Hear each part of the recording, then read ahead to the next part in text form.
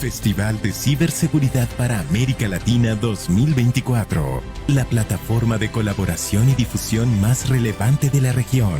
Más de 600,000 personas y 60 organizaciones participantes de más de 10 países que se reúnen alrededor de las voces más destacadas que participan en conferencias de primer nivel. Festival de Ciberseguridad para América Latina 2024. Este año tratando 6 ejes temáticos: ciberseguridad inclusiva, resiliencia y recuperación ante incidentes, innovación en ciberseguridad para pymes, ciberseguridad gubernamental y políticas públicas, educación digital y ciberseguridad en aula, futuro de la ciberseguridad, tendencias emergentes. De agosto a octubre de 2024. Festival de Ciberseguridad para América Latina 2024. Iniciamos.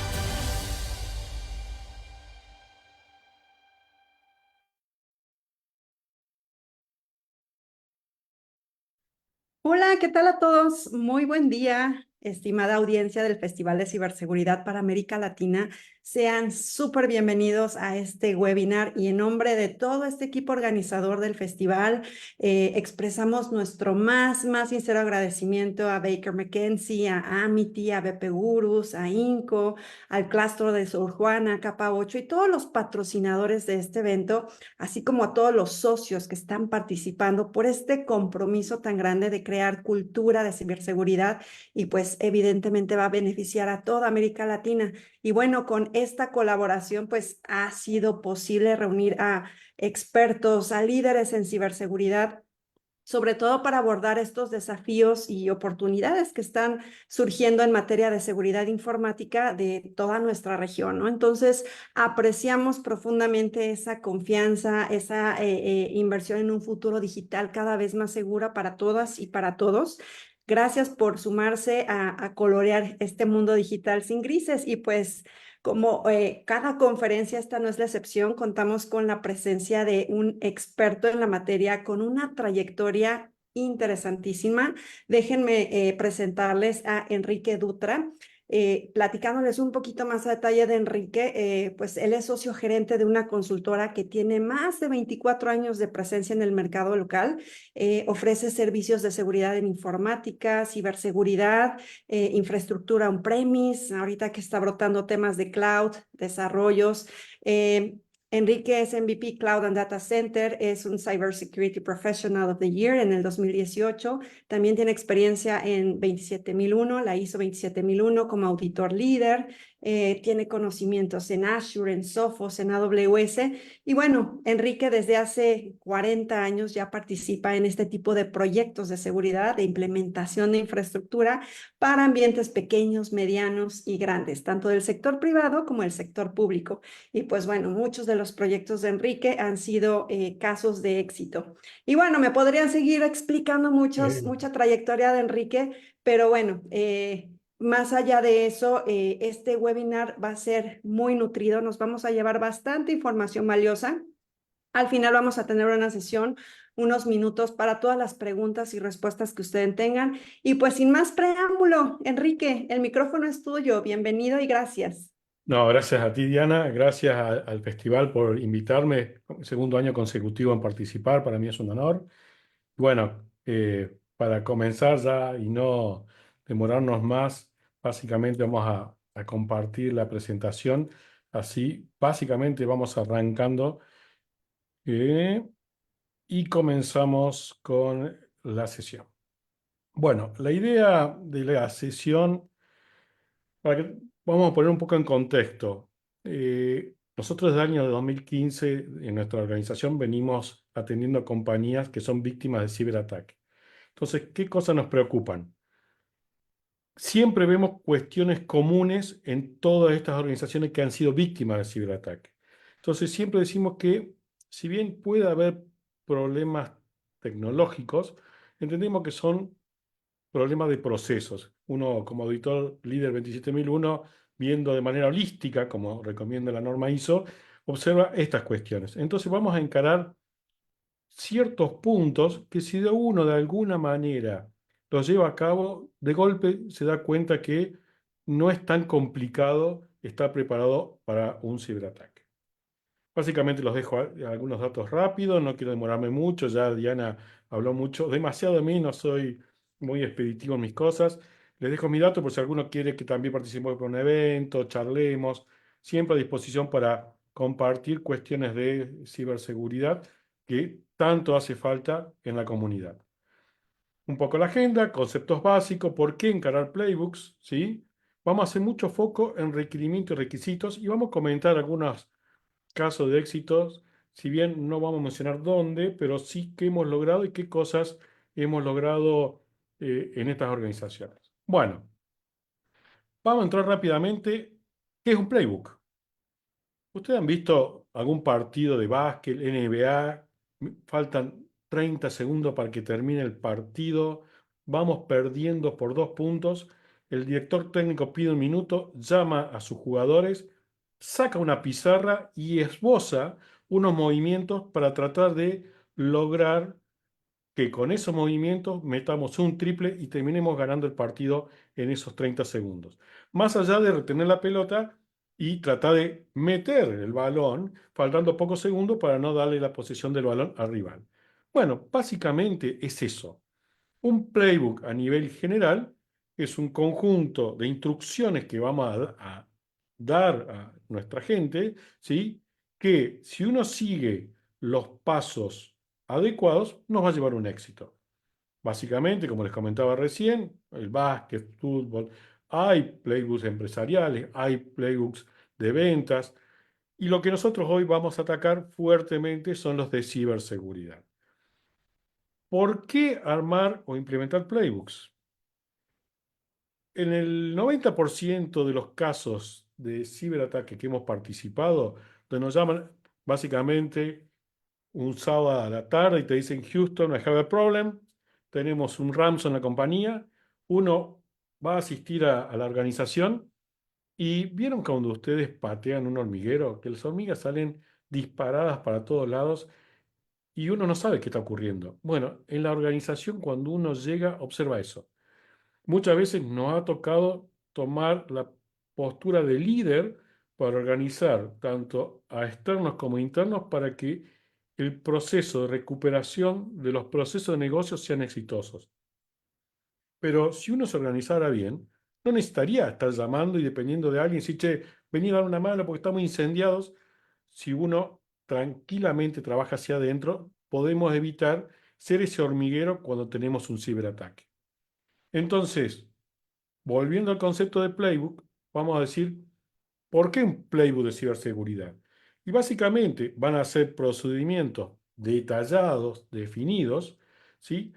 Para atacar una incidencia. Esa incidencia puede ser un ransom, un hackeo o un ciberataque en una página web, un movimiento lateral, un, un intento de robo de credenciales en una plataforma.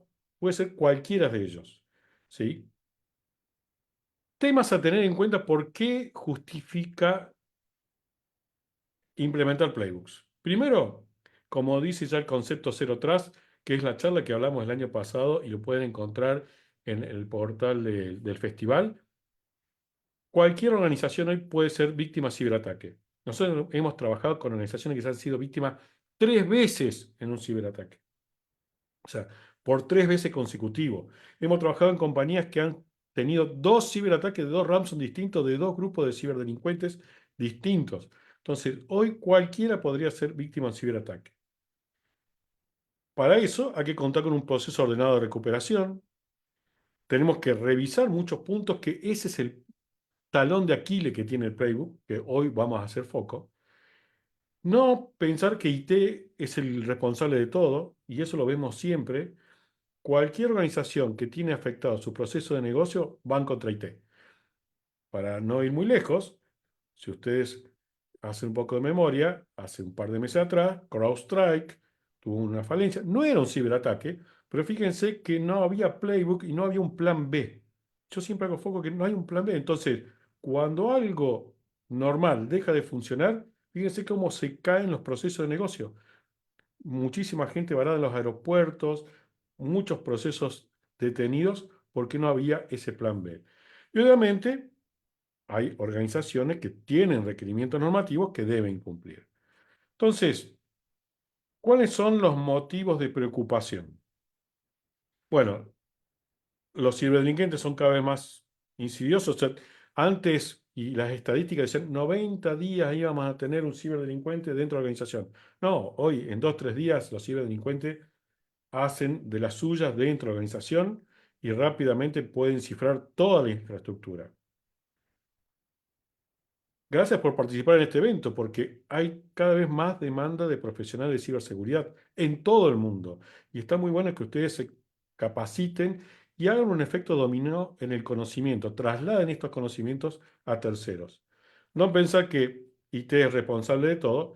Y obviamente muchas organizaciones por ahí no están ordenadas y tratan de decir, bueno, no digamos nada, que nos robaron los datos, vamos a ver qué hacemos. Mientras tanto, los chicos de la mesa de ayuda o alguna área se está sacando unas selfies, hoy no trabajamos porque fuimos víctimas de un ciberataque. Entonces, todo eso genera problemas internos dentro de una organización. Entonces, bueno, hay un punto que es lo que más me gusta cuando uno encara un proyecto de Play: los requerimientos y los requisitos. Cuando uno dice, bueno, vamos a trabajar con Playbook, bien, uno se tiene que dar vuelta y empezar a ver cómo estamos internamente. Y muy pocas organizaciones lo hacen. Aquellas que hemos visto que han encarado estos procesos es porque tienen cumplimientos internacionales, normativos de Banco Central, pero si no, no lo hacen. Entonces, bueno, lo vamos a llevar a algo metafórico. A mí me gusta trabajar mucho con metáforas para que puedan entender el concepto. Supongamos que sábado de la tarde deciden en su casa hacer un bizcochuelo. Tienen la caja, tienen el bizcochuelo, y dicen, bueno, vamos a hacer una torta. Si ustedes dan vuelta a la caja, básicamente tenemos el playbook. Tenemos las instrucciones de cómo llevar a cabo la cocción de una torta exitosa. Vamos a tener los ingredientes. Eso en un playbook lo vamos a llamar requerimientos. Ahora bien, si alguno de esos ingredientes no lo tenemos, es muy difícil que podamos hacer la torta. Podemos reemplazar uno con otro, pero básicamente, sí, no nos va a salir o una buena torta o directamente no la vamos a poder hacer. Y bueno, vamos a tener la frustración que sábado a la tarde no logramos nuestro objetivo. Si traspolamos eso a tecnología, nos pasa lo mismo, ¿sí? Vamos a contar o vamos a necesitar de dos elementos: requerimientos y vamos a tener restricciones. Requerimientos son aquellos elementos no negociables, que no podemos decir que no lo vamos a tener en cuenta, que deben ser definidos y deben estar claros. Y las restricciones son aquellas cosas que, si no están, básicamente no podemos avanzar en la ejecución de un play. Entonces, bueno, vamos a meternos un poco más adentro para que ustedes puedan entender de qué estamos hablando. Requerimientos. Básicamente, personas con roles y responsabilidades puntualmente definidas. Hay un ciberataque, nadie sabe qué hacer y todo dice, bueno, que lo haga él, vamos a hacer tal cosa. El de comunicación, no sé cómo vamos a escribir la nota. Entonces, tiene que haber personas que tengan su rol definido ante un ciberataque. Un plan de comunicación. Es fundamental contar con un plan de comunicación. En Argentina, el año pasado, una organización fue víctima de un ciberataque y fíjense lo que publicó en los medios. Hemos sido víctimas de un ciberataque. Se ha conformado el comité de crisis. Fíjense el detalle, la palabra conformado. Eso me está dando la idea de improvisación ante una situación caótica que generó más molestias y más preocupación en los usuarios. Porque, muchachos, se acaban de juntar para ver qué van a hacer. Pongámosles que sea real, pero pensemos que el plan de comunicación tiene que estar escrito y ver cada cuánto vamos a alargar una comunicación. Es fundamental mantener a los accionistas, usuarios, a la sociedad comunicado, porque la incertidumbre genera molestias y eso pega la imagen de la compañía. Eso está relacionado con el plan de relaciones públicas. El plan de comunicación también tiene que ser tenido hacia adentro, ¿sí? Tiene que ser tenido en cuenta. ¿Por qué? Para evitar que alguien dentro de la compañía se esté sacando una foto con una selfie, publicando hoy no trabajamos porque tenemos un ransom, ¿sí? Eso lo hemos visto y muchas veces nos hemos enterado de ciberataques porque los mismos usuarios publican en las redes este tipo de cosas. Un tema que es fundamental y es el talón de Aquiles de cualquier playbook: la copia de seguridad confiable. ¿Qué significa eso? Una copia, un backup que se pueda restaurar en tiempo y forma. Por eso decimos confiable. Si los procesos de negocio requieren 4 horas para estar en línea, no podemos estar 4 días en restaurar toda la información y ver si la ponemos en línea. O ver si encontramos hardware alternativo para restaurar y no tocamos el productivo por ver si pagamos o no el rescate. No. Todo esto se resuelve haciendo pruebas, que es lo que vamos a ver a continuación. Es fundamental tener definiciones y hacer pruebas. Si no las hacemos, ¿sí?, corremos riesgos que lo que necesita el negocio no esté ajustado a nivel tecnológico. Una postura ante el pago. Hemos visto en un montón de situaciones que se junta el director, la gente de sistema, los abogados, y pierden 3, 4 días decidiendo si van a pagar o no la extorsión. Entonces, ¿por qué no hacen ese trabajo previamente? Lo dejan escrito. Ante un incidente, listo, esta es nuestra postura. No pagamos o vamos a pagar dependiendo de tal situación. Siempre nosotros instamos a no pagar. Hace un par de meses una compañía aquí en Argentina pagó $25.000 y no pudieron rescatar nada porque encima el ciberdelincuente no había cifrado bien información y no sabía cómo recuperarla. O sea, fíjense que hasta el error humano del ciberdelincuente generó que la compañía no pudiera rescatar su información a pesar de haber pagado. Nosotros siempre instamos no pagar. Un plan de seguro en ciberseguridad. Ustedes pueden contratar una compañía que a su vez brinde un servicio de seguro, entonces pueden con ese seguro ejecutarlo como si fuera un seguro de un accidente de automotor o un accidente de trabajo y de alguna manera cubrir esa brecha financiera con un seguro. Es muy importante definir cuándo se declara la brecha de seguridad. Muchas veces las compañías toman decisiones a lo mejor con 2 PC infectadas, o no la declaran nunca y tienen toda la plataforma infectada. Tener acuerdos de servicios con consultores externos y tener bien definidas las personas internas que tienen que trabajar. Es importante que tengan acuerdos de servicios con los consultores externos porque muchas veces son trabajos fuera de horario, va a llevar mucha demanda de trabajo, fines de semana, y muchas veces si no hay una relación preestablecida, el consultor puede o no darle el servicio que la compañía requiera. Tratar de integrar a los playbooks con un Business Continuity Planning o un Disaster Recovery. Tener un checklist, que vamos a ver con un diagrama de flujo ahora básicamente, pero hace falta un checklist. Tener un comité de crisis donde dentro de ese comité de crisis haya representantes legales de la compañía. No nos olvidemos que muchas veces, cuando una compañía es víctima de un ciberataque, conviene hacer la denuncia. Si bien sabemos que no lo van a detener y no van a hacerse del ciberdelincuente, pero sirve para presentar ante demandas por impago, cuestiones de multas, decir, miren, fuimos víctimas de un ciberataque, por eso no estamos cumpliendo con nuestras obligaciones. Bien, entonces son cuestiones que hay que tenerlas en cuenta. Si vamos a restricciones, ¿sí?, estos son muy importantes para tener en cuenta. No pensemos que la organización nunca nos va a pasar nada, ¿sí? Ya dijimos recién, en cualquier momento una compañía puede ser víctima de ciberataque. Tenemos la super herramienta, entonces no nos va a pasar nada. No existe la super herramienta. Son un conjunto de procesos que a su vez van acompañados de soluciones tecnológicas para poder tener una contención, una mitigación y que el daño sea el mínimo posible. Pensar que un backup, un antivirus van a ser la solución mágica, no sirve. ¿Pensar que la política de backup actual es suficiente? Miren, creo que me suenan los dedos de una mano para decir aquellos casos que fueron exitosos en cuanto a soluciones de backup. Fueron exitosos porque se logró restablecer todo lo que la compañía tenía y no se perdió un dato, pero no en los tiempos que la organización necesitaba. Entonces, a ver, si bien muchas veces la contingencia provoca estas cuestiones, tenemos que pensar qué necesita el negocio. Otra cuestión es que si no, no nos hace falta capacitar al personal, no. Hoy en día hay que estar actualizándose constantemente. Los ciberdelincuentes van mutando las técnicas de ataque, van cambiando las tecnologías. Les doy un ejemplo.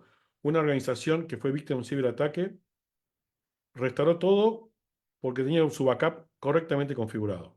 No en los procesos de tiempo, pero volvió todo. Y no configuró cuestiones alternativas, es decir, no cambió el escenario. Yo siempre digo que cuando una organización es víctima de un ciberataque, no sirve restaurar todo como estaba, sino tenemos que hacer cambios. Piensen ustedes, le roban o mejor dicho, le rompen la ventana de una casa y le entran a robar, ustedes no van a cambiar el vidrio únicamente, van a poner rejas, algún sensor de movimiento, una alarma. Bueno, cuando restauramos todo, tenemos que hacer cambios. ¿Qué sucedió? El ciberdelincuente se dio cuenta que tenía un buen backup. Entonces, ¿qué hizo? En la base de datos metió un certificado digital y 3, 4 días después que vio que las rutinas de backup fueron pisándose adecuadamente, volvió a activar el ransom. Obviamente dijeron, tenemos backup. Cuando empezaron a restaurar algunas cuestiones, el backup de la base de datos no servía porque la base de datos estaba cifrada. Entonces, ellos van siempre más adelante, son expertos tecnológicos y no podemos dar por sentado muchas cosas. Mentir a la sociedad, inversión, gerencia, usuario, no tiene sentido porque, como siempre decimos, la mentira tiene patas cortas y pronto se pueden dar cuenta que algo ha sucedido. Pensar que pagando la solución, les di el ejemplo recién, pagaron $25.000 y el ciberdelincuente, por un error en la implementación del ransom, no se pudo volver a la información original. Entonces, nunca pagando es solución. Pensar que no importa la causa raíz no sirve. Hay que hacer forencia del ciberataque y tratar de ver qué es lo que sucedió para evitar que vuelva a ocurrir. Falta de comunicación y ausencia de información son dos cosas que hay que manejar muy bien porque, de vuelta, pega en la imagen de la compañía. Es preferible decir hemos sido víctimas de ciberataque, estamos trabajando en esto, que no decir nada y después que los usuarios, los inversores o la sociedad se entere por terceros. Básicamente, el playbook nos va a permitir manejar un proceso de resiliencia adecuado a la organización. ¿Por qué no lo hacemos hoy en día sin tener en cuenta en playbooks? Porque el playbook nos va a permitir también ordenar los pasos a seguir ante la ejecución de un proceso de recuperación. Entonces, ¿qué observamos hoy? Y tenemos backups, que no son los que requiere el proceso de negocio. No hay una gestión de identidad adecuada y falta una visión global de la organización. Entonces, lo que queremos es llevarlos a pensar en el proceso de negocio. No olvidemos la tecnología. Veamos qué es lo que requiere el negocio realmente para salir adelante. Entonces, bueno, vamos a trabajar con Playbook. Vamos a empezar a encarar el diseño de un Playbook. Entonces, teniendo en cuenta, primero, requerimientos, requisitos que no son negociables, ¿sí? Estas cuestiones son fundamentales. No podemos dar por sentado los requerimientos y los requisitos. Vamos a armar el procedimiento y vamos a tener nuestra receta de cocina.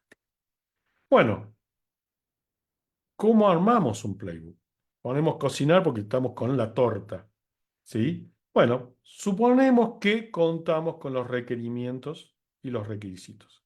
Entonces, básicamente hay que armar un diagrama de trabajo, un flujo de trabajo, donde vamos a tener un checklist, que es sumamente importante tenerlo definido.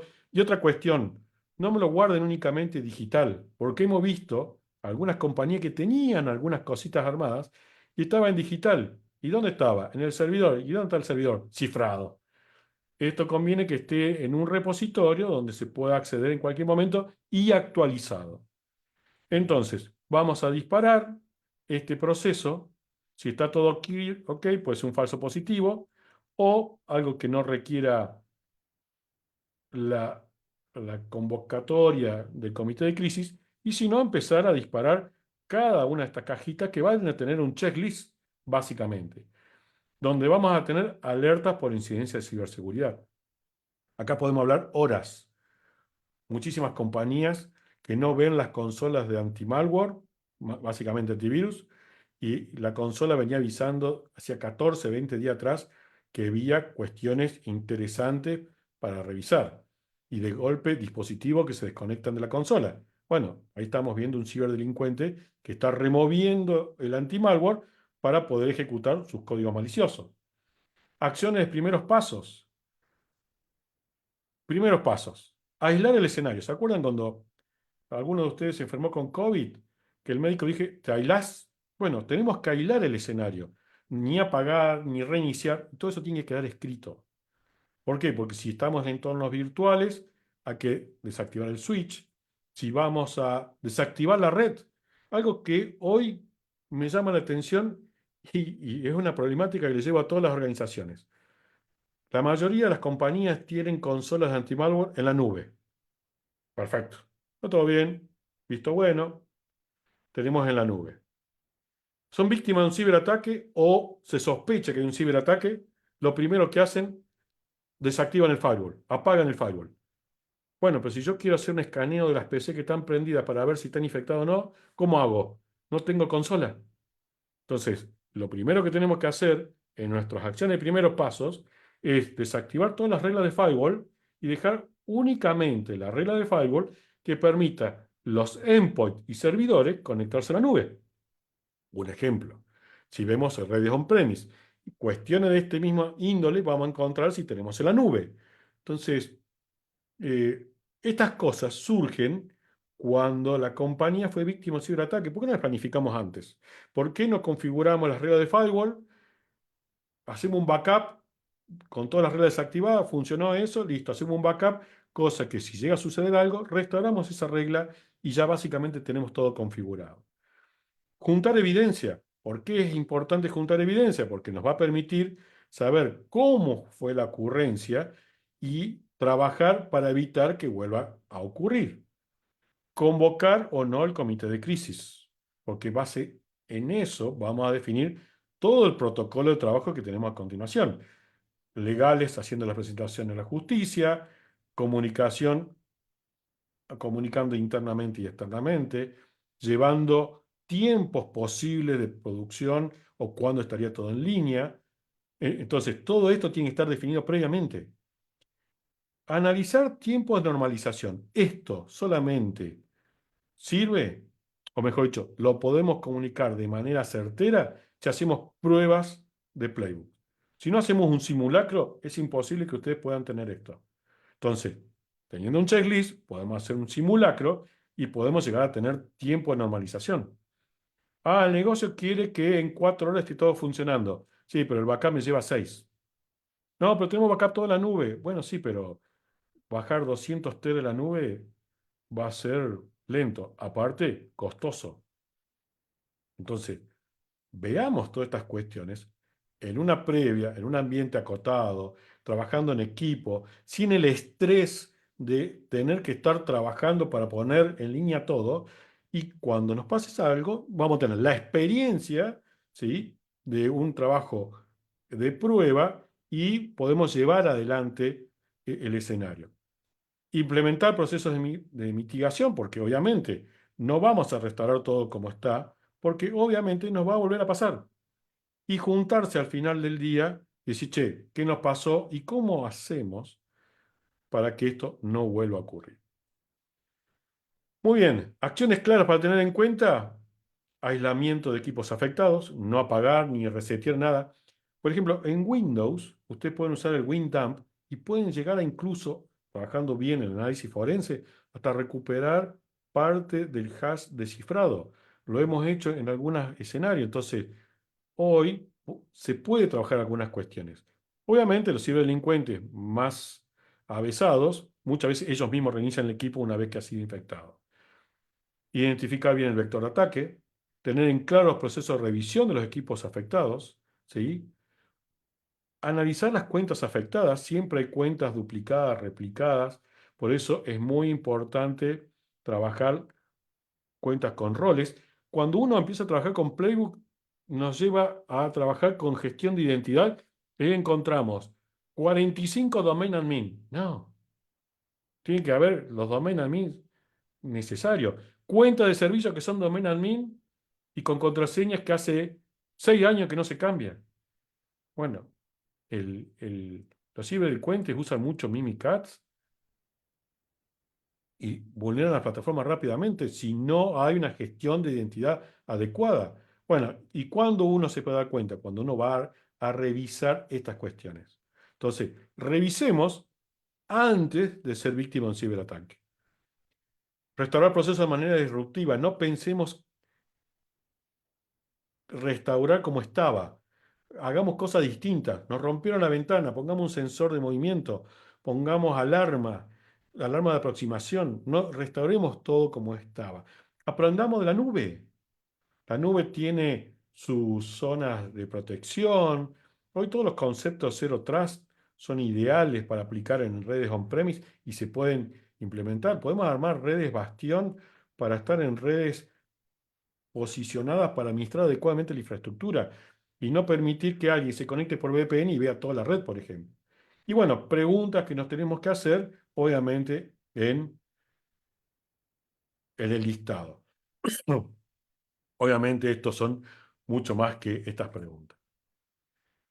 Algunas cuestiones a trabajar: plan de comunicación claro y definido, tener acuerdos de SLA, como les decía recién, priorizar los sistemas a restaurar. No nos olvidemos que cuando una compañía es víctima de un ciberataque, tenemos un cuello importante de botella, que es el proceso de restauración. No podemos restaurar todo al mismo tiempo.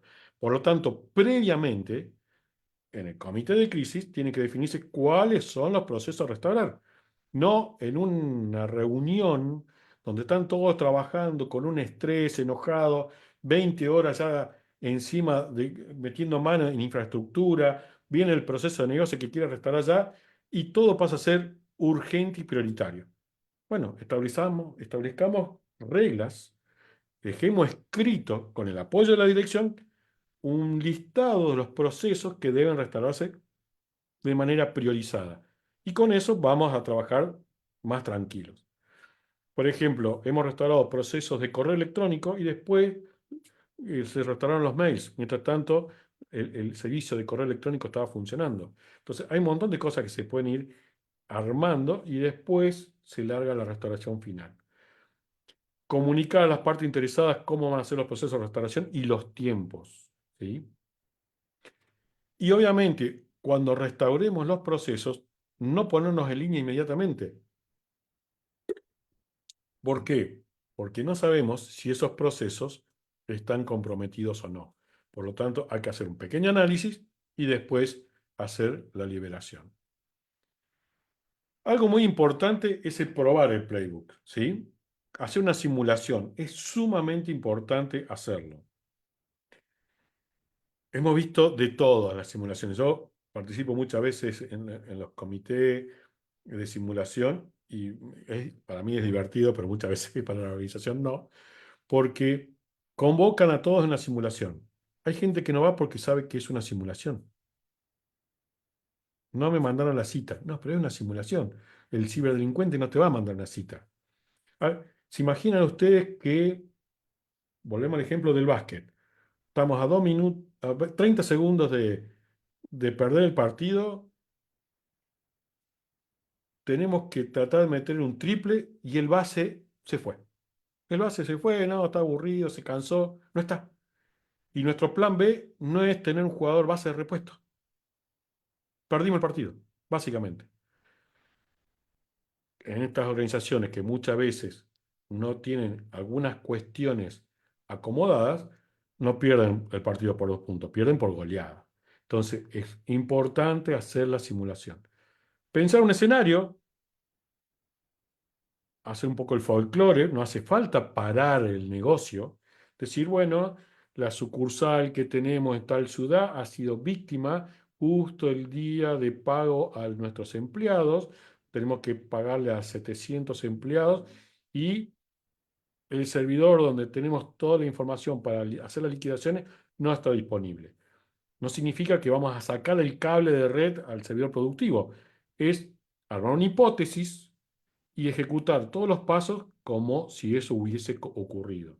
Entonces, básicamente, reunir el comité de crisis, verificar que las restauraciones sean las adecuadas en tiempo y forma, si el negocio lo soporta, e incluso hemos participado muchas veces en estos escenarios ejecutando las mismas herramientas que hoy usan los ciberdelincuentes. Hoy hay emuladores ransom, se puede ejecutar el Mimikatz.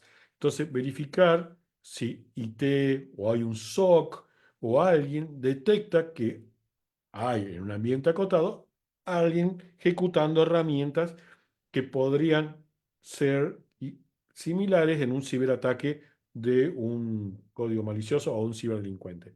Hacer esas pruebas es sumamente importante, porque muchas veces sale que los antivirus se pueden desactivar, que el Mimikatz nos permite obtener el NTLM de Windows y básicamente escalar en privilegios, o porque hacemos un escaneo de red y hemos detectado dispositivos o storage que están con root y la contraseña predeterminada. Entonces, es muy importante hacer una evaluación tecnológica, como si fuera un test de vulnerabilidad, para saber también si tanto comunicaciones, desarrollo, tecnología, detectan algo mientras se hace la simulación.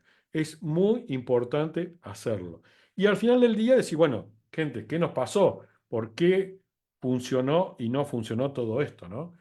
Entonces, así como tenemos un checklist para tratar de ejecutar el playbook, podemos probarlo, preparar una incidencia, fecha y hora, iniciar una simulación técnica con las dos aristas, hacer un test de vulnerabilidad acotado usando las mismas herramientas que pueden usar los ciberdelincuentes, ¿sí? Y a su vez verificar si alguien detecta algo, hacer el aspecto de detección, hacer la comunicación, ir abriendo las carpetas y sobre donde se definieron las cuestiones técnicas de comunicación, las cuestiones técnicas de trabajo, de involucrar a terceros. Fíjense que hasta es tan importante porque muchas veces hay terceros que se van a conectar remoto. Hemos visto discusiones, no usemos Team, no usemos Zoom, no usemos Gmail. No, no, definamos todo antes, tengamos un grupo definido que ante una situación rompamos el vidrio y usemos. No que, no, yo no tengo la herramienta, déjame que la instale, que la configure. Y todo eso es tiempo. Todas estas cuestiones nos van a permitir trabajar de manera ordenada y reducir los tiempos de pérdida en los procesos de negocio. Pensemos en los procesos de negocio. Probar las pruebas de restauración. En casi todas las pruebas que hemos trabajado en distintas organizaciones, ninguna prueba de primera instancia logró lo que quería la organización. Entonces hubo que adecuar, particionar, priorizar las cuestiones de restauración para satisfacer las expectativas de los procesos de negocio. Verificar los datos restaurados es sumamente importante. Nos ha pasado en pruebas de restauración que la información no estaba completa. Por lo tanto, se podía poner en línea una base de datos, se podía poner en línea algunos servicios, pero no estaba toda la información y había que ir a desarrollo, pedirle que ajusten, adecúen si eso tenían algo. Entonces ahí nos enteramos o nos damos cuenta que la organización no tiene toda la información. Y siempre pensemos que si tenemos esquema híbrido nos va a impactar de la misma manera, ¿no? O si tenemos toda la nube, nos va a ocurrir de la misma manera. Y muchas veces en la nube nos ha ocurrido que pensamos que estamos en la nube, está todo cubierto. Y hay una frase muy buena en gestión de la nube que dice que la responsabilidad no se puede tercerizar. Porque básicamente cuando uno sube servicios a la nube, uno terceriza todo. Supongamos, subimos todos a Office 365. Ah, Microsoft lo tiene resuelto. No hay resuelto nada. Es vulnerable la plataforma y podemos perder gran parte de la información. No, bueno, pero tenemos hasta 90 días para recuperar ciertas cuestiones. Sí, ciertas cuestiones. No vamos a poder recuperar todo. Fíjense que Microsoft ahora activó una funcionalidad de backup y si no, tenemos soluciones que podemos contratar y hacer backup. La responsabilidad no se terceriza y nosotros somos responsables de que los procesos de negocio sigan funcionando. Es la responsabilidad de la organización. Básicamente, cuando terminamos de ejecutar un playbook en primera instancia, reunirse y decir, gente, ¿qué nos pasó? Yo les puedo asegurar, porque lo hemos visto en todos los escenarios, incluso en organizaciones que tienen cumplimientos muy fuertes, que la primera vez que ejecutan el playbook no cumple los requerimientos del negocio. Entonces ahí hay que juntarse y decir, bueno, veamos qué es todo lo que hay que acomodar y acomodemos, ajustemos para que esto no vuelva a ocurrir. Tenemos que mejorar. Dejar todo documentado y definir, obviamente, nuevas fechas para volverlo a ejecutar. Yo les puedo asegurar que hay organizaciones que lo están haciendo mes por medio, no día por medio, mes por medio, cada 2 meses, y cada vez van subiendo la vara en cuestiones de ejecutar test internos para ver si saltan cosas, y van haciendo ajustes, van implementando algún 100 gratuito para poder llevar a la práctica algunas cuestiones de detección temprana, definir roles de responsabilidad de la solución anti-malware, soluciones de backup, definir realmente roles. Y es importante definir roles porque muchas veces las organizaciones tienen a alguien que es responsable de esto, del backup, pero justo esa persona se fue de vacaciones. Ah, ¿y quién es el que nos puede dar una mano? Cri, cri, cri, cri, nadie nos puede dar una mano. Entonces, cuando definimos la matriz de responsabilidades, vamos a tener el actor primario y el secundario. Por eso la documentación es tan importante, porque a veces hay que dejar documentado hasta el proceso de restauración. Entonces, mientras más prolijos seamos, más rápida el proceso de negocio va a estar en línea. Muy bien, comentando algunos casos de esto, siempre digo el pecado y no el pecador. Nosotros hemos trabajado con distintas verticales, digamos, entidades bancarias, agroalimenticias, industria en general, donde tenemos sectores industriales que no pueden pararse porque si se paran, hasta puede explotar un contenedor que produce alcohol o industrias químicas. O sea, hay cuestiones que son importantes, son delicadas y no las podemos dejar libradas al azar. Entonces, bueno, ¿qué cosa hemos visto? Se prepara la incidencia, se hace un buen esquema, un buen formato de cosas que pueden ocurrir. Se tratan procesos de negocio de mayor a menor, es decir, el proceso de negocio de mayor impacto al de menor impacto. Se hacen simulaciones, se usan las mismas herramientas de los ciberdelincuentes. Hoy las herramientas son de fácil acceso. Básicamente hay que tener un ordenador en la red, ¿sí? Que no tenga anti-malware, se instalan esas herramientas, pero está bueno hacerlo en un ambiente acotado para entender qué cosas nos pueden ocurrir. Obviamente esto dispara planes de acción y el plan de acción nos permite armar un roadmap ordenado para mitigar cuestiones internas. Obviamente en todas las ejecuciones que hemos realizado a primera instancia hay un desfasaje entre el requerimiento y lo que han realizado. Por eso es tan bueno llevar a la práctica este tipo de cosas. Trabajar mucho en procesos. Es sumamente importante en trabajar en procesos. Y obviamente los tiempos muchas veces no son los adecuados. Que supongamos que tenemos 300 terabytes para reacondicionar en nuestra organización.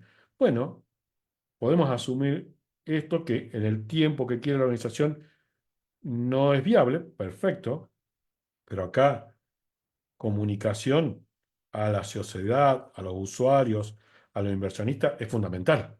Es una cuestión no negociable. Miren, tenemos que restaurar todo esto. pero estamos trabajando.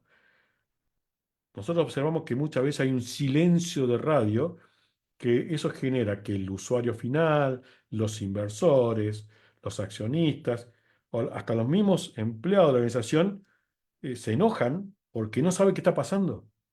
Entonces, aquí la comunicación es fundamental. Por eso es importante el comité de crisis. Lecciones aprendidas, cosas que hemos visto en cada encuentro de las distintas verticales. Eh, Problemas para usar la herramienta que se consolida para trabajar entre todos ahí tomando decisiones. Eh, la mayoría no había revisado los documentos, ¿sí?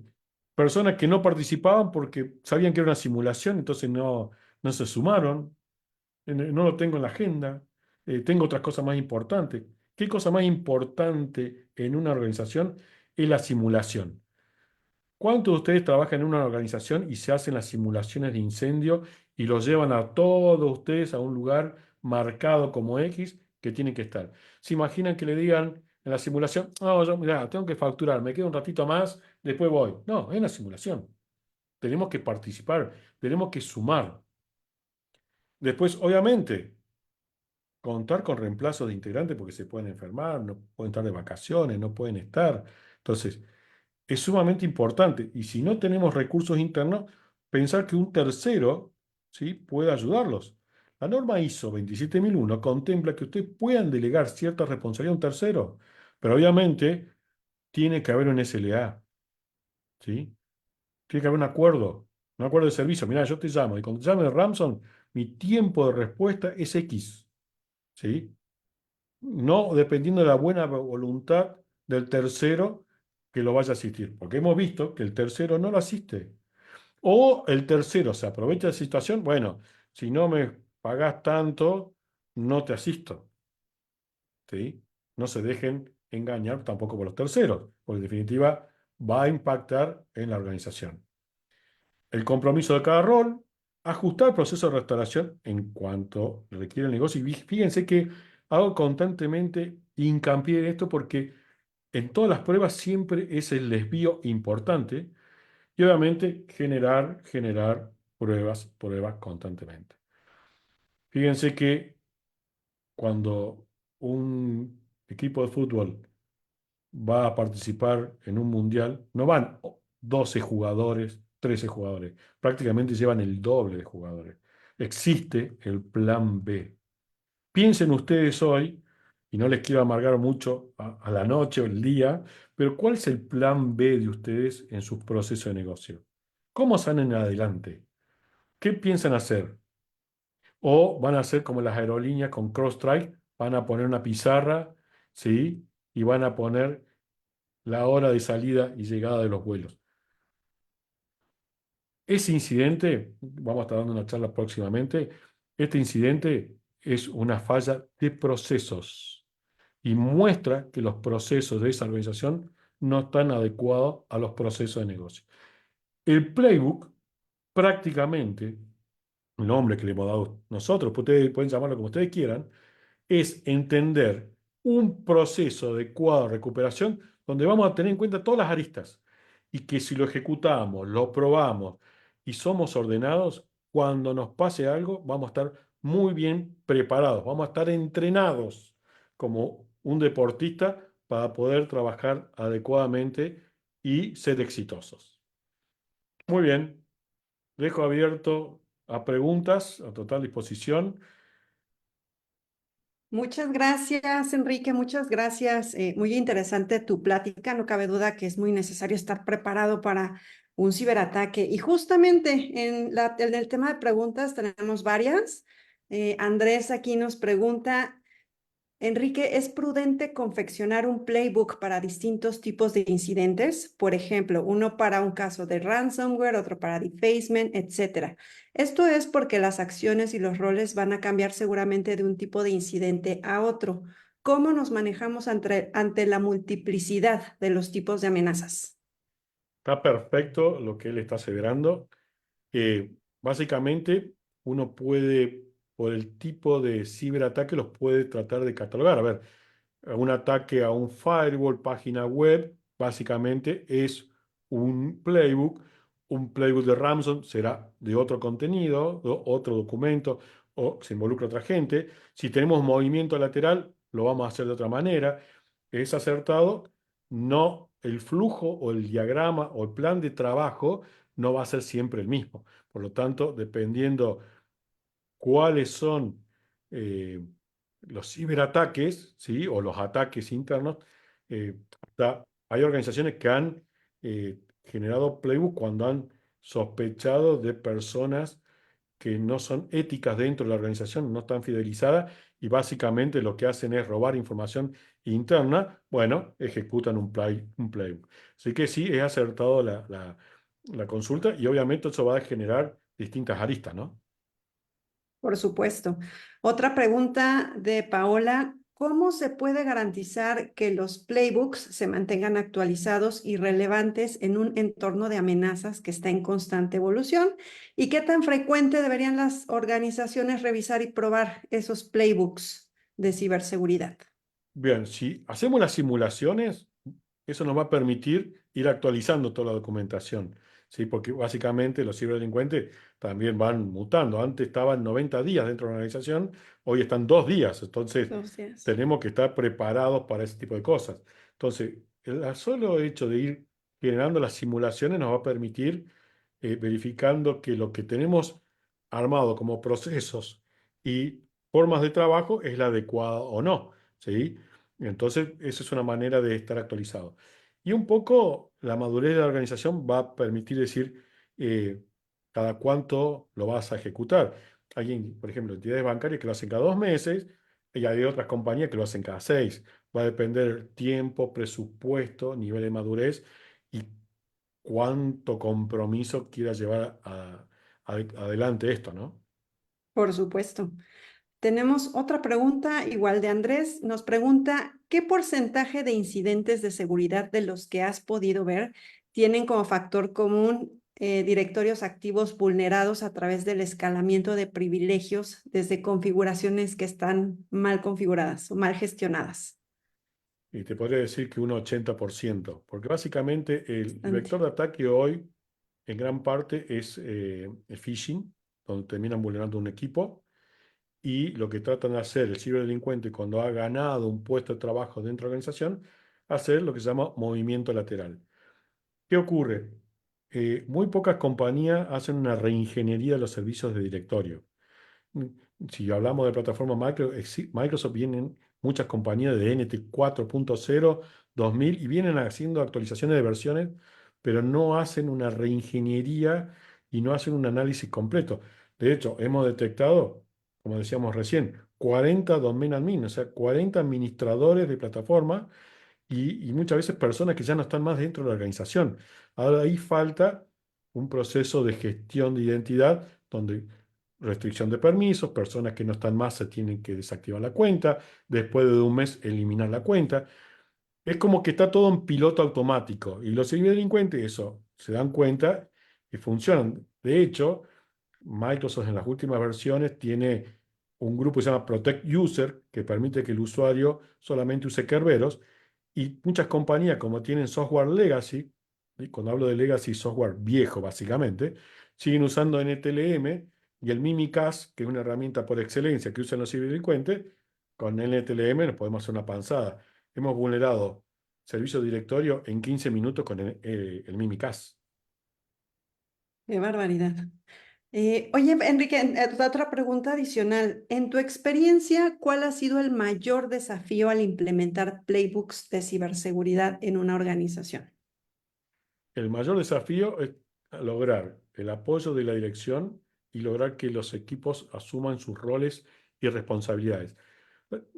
No hablo de cuestiones técnicas, pero las cuestiones técnicas tarde o temprano se pueden resolver. Las soluciones de backup, si no son adecuadas, se puede llegar a resolver. Hay compañías que hacen backup en la nube, en storage, eh, tienen copias inmutables, pero no pensemos que la tecnología es la solución. Es al contrario, Claro. es trabajar en procesos. Y muchas veces ocurre que es lo que nos pasa cuando vemos, cuando una compañía nos convoca que por sí ha sido víctima de ciberataque, todos los ojos miran a tecnología y tecnología no tiene la gente adecuada, no tiene el presupuesto para convocar a un tercero que lo ayude, no entiende qué necesita el negocio. Entonces, cuando hay reuniones, son caóticas para ver a qué se ponen a restaurar primero. Entonces, yo no lo llevo a cuestiones tecnológicas, lo llevo a cuestiones de procesos.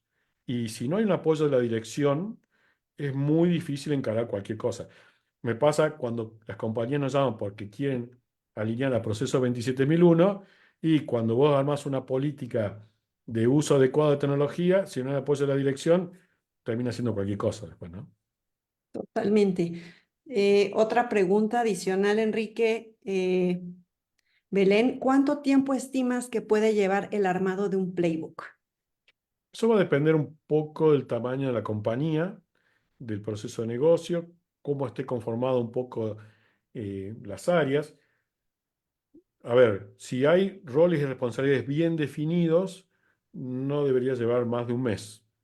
El problema es que cuando en una organización varias personas se cambian el sombrero dependiendo del rol, Exacto. eh, en el momento luego de la ejecución de las pruebas, empiezan ahí un poco los roces. Entonces, si se hace un trabajo bien eh, interno, entendiendo bien los roles responsables. Nos pasó en una compañía que más allá que estaban los roles, como las personas no sabían bien sus roles, a ver, la norma ISO dice que hay que definir roles y se pone el rol en un documento, porque la persona puede no estar más en una organización, vendrá otra. Pero para que el procedimiento se pueda llevar realmente a la práctica, pusieron el nombre y apellido de la persona, ¿sí? Porque había personas que no entendían bien cuál era su rol. Entonces, bueno, maestro, vos, Juancito, sos el responsable de restauración, con nombre y apellido dentro del procedimiento. Ahí el procedimiento hay que estar viéndolo, porque capaz que Juancito a los 6 meses se fue y ahí quedó un limbo en el procedimiento, ¿no? Totalmente. Y ya se nos está acabando el tiempo, Enrique. ¿Cómo concientizamos al personal involucrado de la necesidad de documentar a mayor detalle, considerando que luego hay resistencia a hacerlo, resistencia a ese cambio? A ver, es complicado, pero tenemos que pensar que la documentación nos va a permitir estar más tranquilo. A ver, piensen en esto. Decimos, si no tenemos documentación ante una situación de crisis, vamos a tener estrés. ¿Y quién le gusta estar estresado y recibir órdenes diciendo, esto hay que resolverlo así, si no lo resolves, no te vas más? A ver, hemos visto situaciones por falta de documentación que hubo gente que estuvo 24 horas sin dormir tratando de resolver una situación, porque la documentación estaba en su cabeza.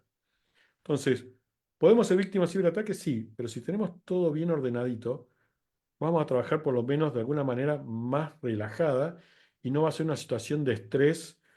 A ver, para que entiendan que muchas veces muchos CEOs, cuando me han llamado, me llamaban llorando porque habían sido víctimas de un ciberataque. Entonces, el estrés que genera esta situación y saber que detrás no tengo nada ordenado es complicado.